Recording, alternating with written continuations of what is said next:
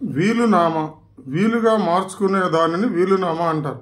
మన మరణానంతరం మన ఆస్తులు ఎవరికి చెందాలనేటట్టు రాసేటువంటి ఒక పత్రాన్ని వీలునామా అని అంటారు.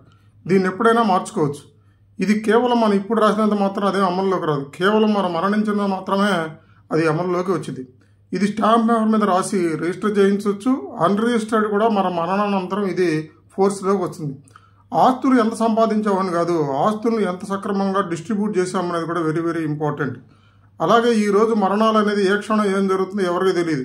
ఈ హార్ట్ అటాక్లు, బ్రెయిన్ స్ట్రోక్లు, ఈ యాక్సిడెంట్స్, సో ఇలా ఎప్పుడైనా మనిషికి మరణం అనేది సంభవించింది కాబట్టి ఏ క్షణం ఏమైనా జరగవచ్చు. కాబట్టి మన తదనంతరం మన కుటుంబ సభ్యులు తన్నుకోకుండా గొడవలాడుకోకుండా ఉండాలంటే మనం ఒక వీలునామా రాసినట్లయితే ఎవరికి ఫలానా వారికి పొలం, ఫలానా వారికి ఇల్లు, ఫలానా వారికి బ్యాంక్ బ్యాలెన్స్, ప్రతి విషయాన్ని దాంట్లో మనం ఉదాహరించినట్లయితే ఎటువంటి ఇబ్బందులు రావు, ఎటువంటి లీగల్ ప్రాబ్లమ్స్ రావు. కాబట్టి ప్రతి ఒక్కరూ ఈ వీలునామా ఎడల అవేర్నెస్ కలిగి ఉండండి. చిన్న పెద్ద అని తేడా లేకుండా వీలునామాలు రాస్తే చాలా మంచిది. పూర్వకాలం జమీందారులు వీలునామా రాసి అది లాయర్ గారి దగ్గర పెట్టేవాడు.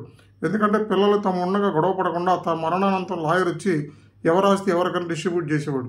అలా ఫీల్ అవ్వకుండా ఉంటే ఇది చాలా మంచి మార్గం. తర్వాత చాలా లీగల్ ప్రాబ్లమ్స్ వస్తున్నాయి. ఒకరి మీద ఒకరు కేసులు వేసుకొని నాకు పొలం కావాలని, ఒకళ్ళు నాకు ఇల్లు కావాలని గొడవడుతున్నారు. ఇలా గొడవలు పడకుండా ఉండాలంటే మీరు సంపాదించే ఆస్తులు మీరు సక్రమంగా ఫలానా వారికి ఫలానా అని వీలునామా రాసి లాకర్లోనో లాయర్ దగ్గర నీ నమ్మకం దగ్గర పెట్టేస్తే నీ కుటుంబ సభ్యులకి గొడవ అనేది లేకుండా చేసిన వాడివి అవుతావు. ఆస్తులు సంపాదించి వారి మధ్య వివాదాలను చేయొద్దు.